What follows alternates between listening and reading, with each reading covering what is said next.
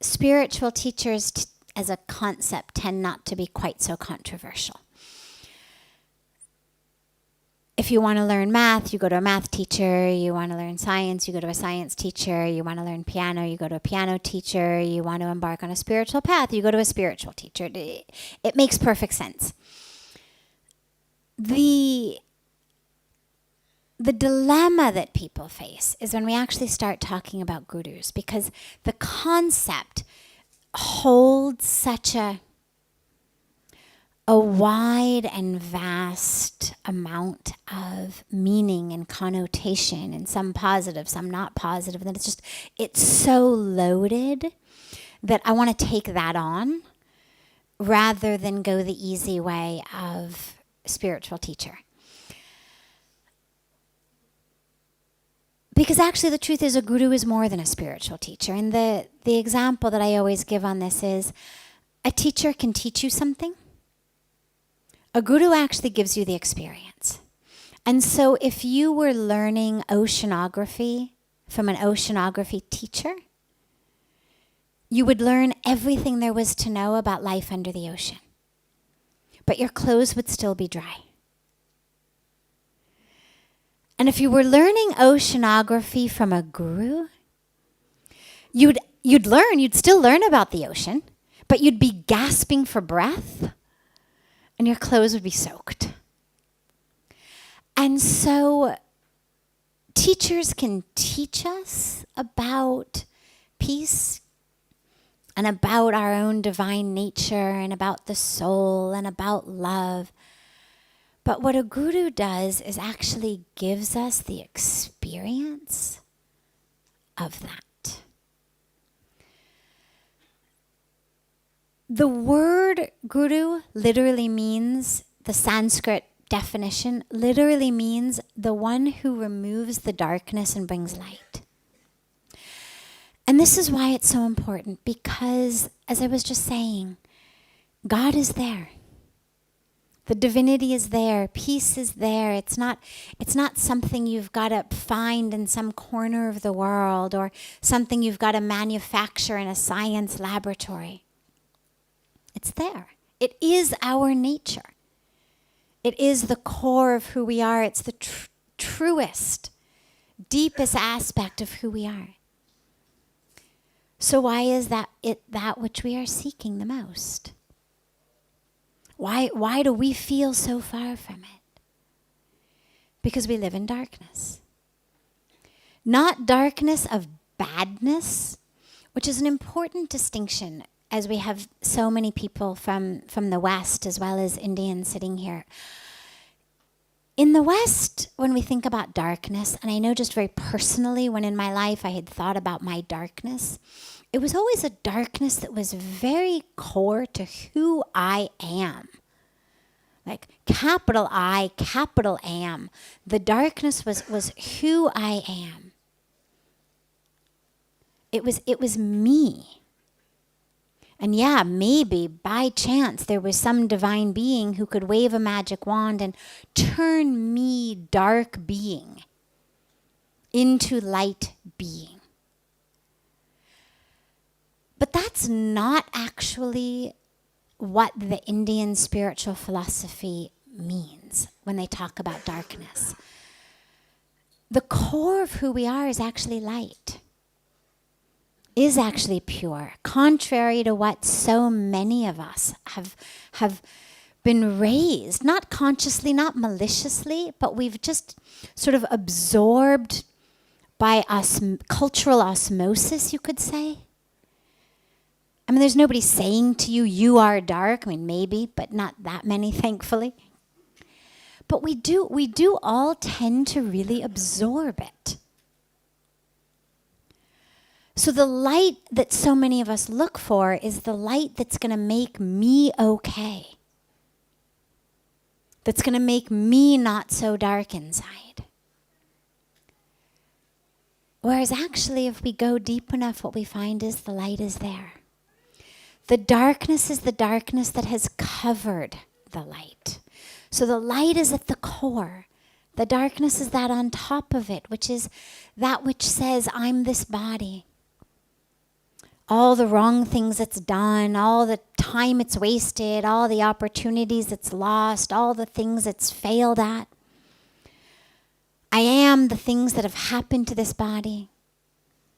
I am my neuroses. I am my illnesses. I am my parents' neuroses. I am my parents' illnesses, right? And I am this, or I am the child of that. They're all aspects of our identity. And that's the darkness. It's ignorance.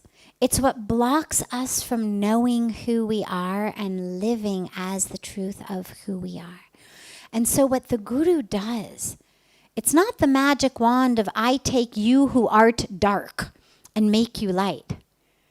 I take you who art impure and make you pure. But I take you who are light but don't know it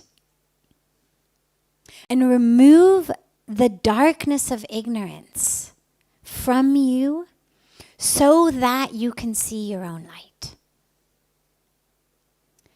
And can it happen without a guru? In theory, yes.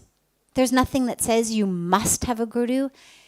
The spiritual history of the Indian spiritual traditions, the Hindu spiritual traditions, as well as so many of the world's spiritual, mystical traditions, have examples of sages and mystics who have experienced it spontaneously. But on a personal level, it's a risk I wouldn't want to take. I mean, if someone said, do it this way, you've got a really good chance of finding the light. Do it that way, yeah, you could find it. 1890, there was, someone, he was born and he found it. And, 1730, someone else was born and he found it. The odds are not the odds that if I had a choice I would go with, especially given that we have gurus. If we didn't have any and we had no option, then sure, you hold those sages and mystics as the ideal and say, you bless me, show me how you did it. But when we have gurus, why not? I mean, if you had to get across an ocean and your choice were get in a boat with someone who knows how to sail or figure it out yourself. Yeah, I mean, you could figure it out yourself. You could channel the art of sailing. You could become one with the wind. And I'm sure on a very, very deep spiritual level, it's possible. But if my life mattered to me and I had the option of getting in a boat with someone who knew how to sail, I would take that option every time. Just increases your chances of making it across. So the last piece, though, that you've asked of how to know. And this is where it gets tricky because there is no cookie cutter answer. It's not like, well, here's what gurus look like, and here's the litmus test. They come in all shapes and sizes, genders, nationalities. A couple pieces, though, to give you. The first is, you're going to feel something inside in the presence of a guru. When you experience that light, you feel something. But now here's a subtle but important aspect. Sometimes charisma masquerades as truth. And there is also a feeling that you get in the presence of a charismatic leader that is different than truth. It is the same thing that, got so many otherwise good, peaceful people into lynch mobs or into, we could go throughout history and see what charismatic leaders have gotten otherwise well-meaning, good people who followed them to do. And it doesn't mean the people were stupid. It doesn't mean the people were bad. It just means that charisma itself is also very magnetic. And if we're not really paying attention, we can mistake charisma for truth. Especially when there's a crowd mentality, when there's lots of people saying, oh, isn't this great? Isn't this great? Isn't this great? Isn't this great?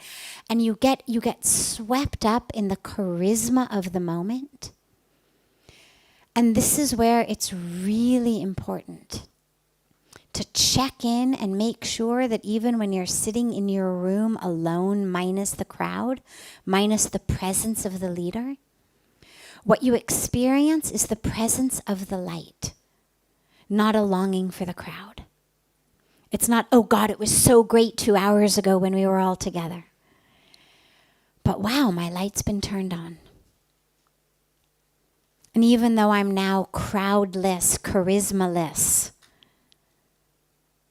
I can still feel it and can still see. And that's the first piece I would give you. And the second piece that I would give you is, the more someone tries to convince you that they are the right guru for you, the faster I would run in the other direction. The real gurus are doing this for us, not for themselves. They're not attached to the number of people they accumulate. They're so connected to source that, oh, no crowd today? Great, it's just me and God. And that fills them with joy. It's not, where's my crowd? They're giving you energy, not sucking your energy. And so if you find someone trying to convince you that they are the only, they are the best, they are the right ones, I would run in the other direction. When I first came to Rishikesh, before I had met Puja Swamiji, in the week or so that I was living in a hotel before moving in here, we had met a wandering sadhu. And this by no means is to turn you off the wandering sadhus. I'm sure many of them are very divine and wonderful. We happened to meet one who was of a sort of interesting sort. And he spoke some English and he said, come and sit with me. And we had nothing else to do. And so we said, sure. And so we went and sat with him. He didn't live at Parmarth Niketan. He lived downriver. He had a little room. And he would sit on his bed and we would sit on the floor and he would tell us things. And after the first day or so, he explained that it was customary to bring boxes of sweets when you go to see the guru. And so we were expected the next day to show up with boxes of sweets. But that was okay. That was part of the adventure. It was fun, sure. So we'd go to the market and we'd buy a box of sweets and then we'd go and we'd show up and give him the sweets. And this went on for a few days, and it seemed really harmless, and and after I met Puja Swamiji, and I was, for those of you who don't know my whole story, I'm not going to share it at the moment, but I was living in those days in just this state of ecstasy. I had been touched by something very, very special. And so it was just everything was God and everything was beautiful and everything was perfect, including buying sweets and sitting on the floor beneath the bed of this man who spoke to us. And so once I met Puja Swamiji, though, and had many other even bigger and deeper spiritual experiences and was permitted to move into Parmarth, we stopped going, of course, to this man, but bumped into him one night in the market and said, guess what? I was just ecstatic. I had met Puja Swamiji. I didn't even know the word guru at that point, but I had met him and I was sharing with the sadhu that I had met him, and I was so blessed, and I was allowed to move into Paramarth Niketan, and he went ballistic. And you can't do that. You're my disciples. I mean, literally started yelling at us in the market. And we had to really, hands on shoulders, calm him down. Now, I share this because obviously it's not always going to be quite so dramatic. They're not necessarily going to always chase you through a marketplace, screaming, "You're my disciples." But if you get just the feeling of being chased, even if it's not literally being chased, if you get a feeling of someone saying, "No, no, no, you can't go there. I knew you first,"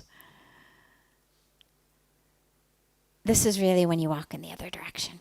Whether you have found something specific to walk toward or not, don't worry, it will come to you. I happen to have something I was walking toward. But even if you don't worry. It will come.